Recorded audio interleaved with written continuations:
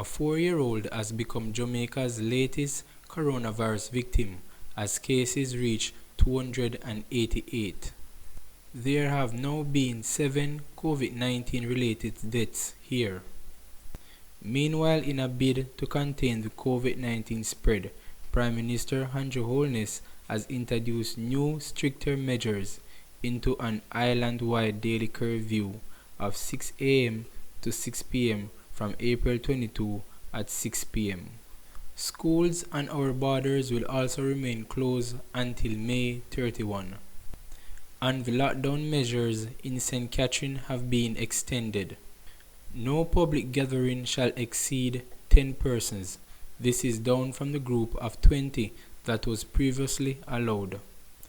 Global cases of the coronavirus pandemic has surpassed 2.7 million, and deaths worldwide have topped 191,000. Nation lockdowns, school closure, travel restriction, and health alert have been issued globally as the coronavirus, which originate in Wuhan, China, has infiltrated almost every region in the world. Governments in the region have enhanced their COVID-19 preparation with all eyes focused on safeguarding citizens from the threat of the virus being imported. Thanks again, people, for tuning in. Until next time, peace.